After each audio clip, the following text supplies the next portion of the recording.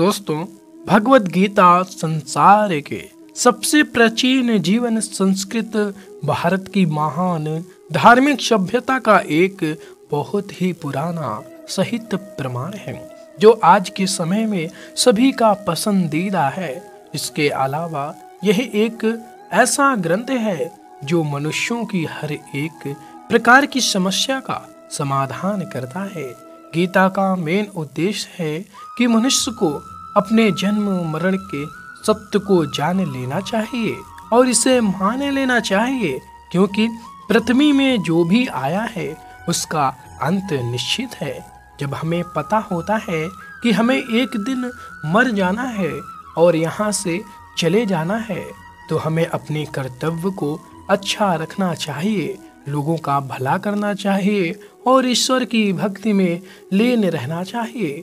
भगवत गीता में इंसान को सिर्फ एक कपड़े के समान बताया गया है जिसमें आत्मा निवास करती है, और जब यह आत्मा शरीर को छोड़कर चली जाती है तो आपका यह शरीर एक कपड़े के समान ही हो जाता है, और जब आत्मा को दूसरा जाना मिल जाता है तो वह दूसरे शरीर में बस जाती है। इस तरह से आत्मा शरीर को इस प्रकार बदलती है जिस प्रकार इंसान कपड़ों को बदलता है, क्योंकि आत्मा अजय रहे, अमर रहे। इंसान की मृत्यु होती है परंतु कभी आत्मा की मृत्यु नहीं होती है। आत्मा का एक शरीर से दूसरे शरीर में परिवर्तन होता है, यही अटल सच है। इसको किसी भी प्रकार से नकारा नहीं जा सकता। इसमें हमें बताया जाता है कि हमें क्रोध को काबू में रखना चाहिए, क्योंकि यह क्रोध थोड़े समय के लिए आता है, परंतु जब आता है तो यह सब कुछ लेकर चला जाता है, जिसका खामियाजा हमें पूरी जिंदगी भर भुगतना पड़ता है। तो क्रोध को अपने काबू में रखें और क्रोध में कोई भी निर्णय न लें। क्रोध में लिया गया निर्णय कभी सही नहीं होता। निर्णय लेने का सबसे सही तरीका है आप जब एकदम शांत हों, इसके बाद में ही निर्णय लें, तभी वह निर्णय एक सही निर्णय होगा। अर्थात यह आपका जीवन भी बर्बाद कर सकता है, और व्यक्ति इस पृथ्वी लोक में जो फिक्र करता है उसको उसका फल मिलता है। यदि वह अच्छा कर्म करेगा तो उसे अच्छे फल मिलेंगे।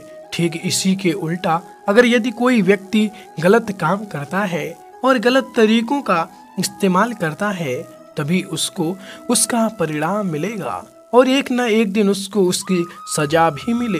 तो आप लोग हमेशा अच्छे काम करिए और हमेशा सच्चाई और अच्छाई का साथ दीजिए, इससे आपका जीवन सफल हो।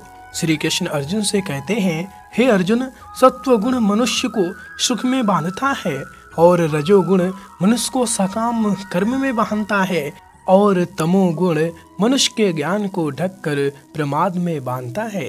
श्री कृष्ण अर्जुन से कहते हैं, हे पार्थ, मनुष्य जिस बुद्धि के द्वारा धर्म और अधर्म को तथा कर्तव्य और अकर्तव्य को भी यथार्थ नहीं जानता, वह बुद्धि राजसी है।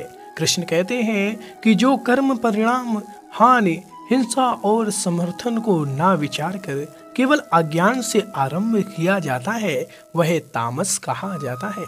श्री कृष्ण अर्जुन से कहते हैं कि शूरवीरता, तेज, धैर्य, चतुरता और युद्ध में ना भागना, दान देना और सौम्य भाव से ये सबके सभी क्षत्रिय के स्वाभाविक कर्म हैं।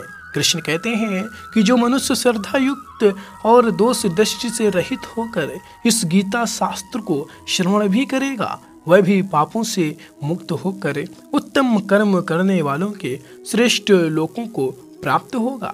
श्री कृष्ण अर्जुन से कहते हैं कि जो न कभी हर्षित होता है, न द्वेष करता है, न शोक करता है, न कामना करता है, तथा जो शुभ और अशुभ संपूर्ण कर्मों का त्यागी है, वह भक्ति युक्त पुरुष मुझको अति प्रिय है।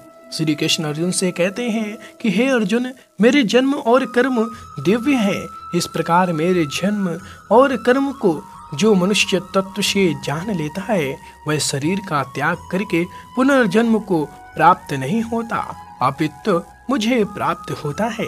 कृष्ण कहते हैं कि ज्ञानी महापुरुष विद्या, विनय, युक्त ब्राह्मण में और चंडाल में तथा गाय, हाथी एवं कुत्ते में भी समरूप परमात्मा को देखने वाले होते हैं। कृष्ण कहते हैं कि जिस पुरुष के अंतःकरण में मैं करता हूँ ऐसा भाव नहीं है तथा जिसकी बुद्धि संसारिक पदार्थों में और कर्मों में लेपायमान नहीं होती, वह पुरुष इन सब लोगों को मार कर भी वास्तव में ना तो मरता है और ना पाप से बनता है।